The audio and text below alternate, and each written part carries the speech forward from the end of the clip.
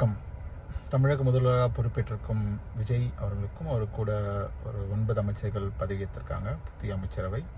வாழ்த்துக்கள். தமிழக மக்கள் எல்லாரோட சார்பாகவும் ஓட்டு போட்டவங்க போடாதவங்க எல்லாருக்கும் நீங்கள் தான் முதல்வர். ஸோ மனமார்ந்த வாழ்த்துக்கள். ஸோ 3 கையெழுத்து போட்டிருக்கீங்க அந்த மேடையில் வச்சு. It's a good move. அதில் கிட்டத்தட்ட 2வது 3வது கையெழுத்து கிட்டத்தட்ட ஒரு எக்ஸிஸ்டிங் பாடி இருக்குது. லைக் உதாரணத்துக்கு ஐ திங்க் 3வது கையெழுத்து வந்து அந்த போதைப்பொருள் ஒழிப்பு. ஸோ நார்காட்டிக்ஸ் ஆர் மது தடுப்பு திட்டங்கள் இருக்குது. ஸோ அது கூட இது எக்ஸ்ட்ரா ஃபோர்ஸாக இருக்கும்னு நினைக்கிறோம். ஸோ அதோட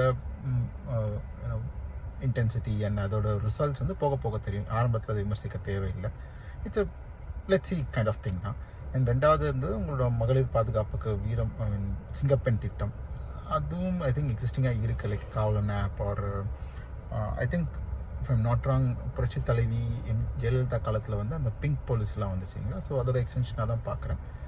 அதுவும் கண்டிப்பாக ரிசல்ட் கொடுத்துச்சுன்னா ரொம்ப நல்ல விஷயம். அதுவுமே வந்து விமர்சனத்துக்கு அப்பாற்பட்டது. Because it's very first day and it's a good thing. ஏதோ இம்ப்ரோவைஸ் பண்ணுறோம் ஒரு எக்ஸிஸ்டிங் பிளாட்ஃபார்ம் மேலே. It's a good thing.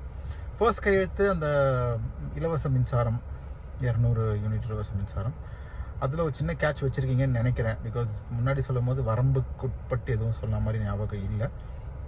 Like there is no cap or constraint earlier when you announced it. But I think இப்போ கொடுத்துருக்க அறிக்கையில் அந்த 200 unit என்பது 500 யூனிட்டுகள் மொத்தமாக யூஸ் பண்ணுறவங்களுக்கு தான் அப்ளிகபிள். இதுக்கு முன்னாடி எப்படி இருந்தது கடந்த கால ஆட்சிகளில் பார்த்தீங்கன்னா, இரஸ்பெக்டிவ் ஆஃப் உங்களோட எவ்வளோ யூனிட் யூஸ் பண்ணாலும் ஃபஸ்ட்டு 100 யூனிட்ஸ் ஃப்ரீ. ஸோ இது வந்து ஒரு இன்க்ளூசிவ் எல்லாருக்கும் பொருந்துகிற ஒரு விஷயமாக இருந்ததுன்னு நினைக்கிறேன்.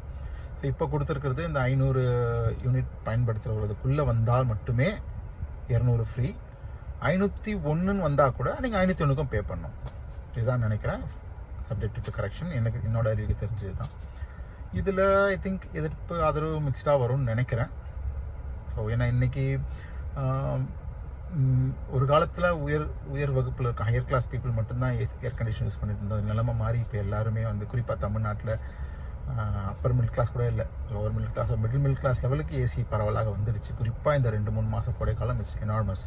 ஐ திங்க் லாஸ்ட் வீக் யூனியன் கவர்மெண்ட்டோட மின்சார அறிக்கையில் வந்து தமிழ்நாடு வரம்புக்கு அதிகமாக இப்போ யூஸ் பண்ணிகிட்ருக்கு பிகாஸ் ஆஃப் சம்மர் டைம்னு சொல்லி அறிக்கை வந்திருக்கு.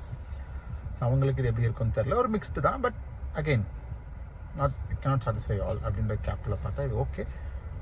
மெயினான விஷயம் இந்த நீங்கள் வரம்பு முன்னாடி சொல்லலை. இதை ப்ரீவியஸான அரசாங்கத்தை நீங்கள் விமர்சிங்க. பட் இதுவும் அப்ளிகபிள் ஆகுது. தொடர்ந்து பார்ப்போம். மற்றபடி ஆரம்பிக்கும் போதே எதுவும் சொல்கிறதுக்கு ஒன்றும் இல்லை. Let's see.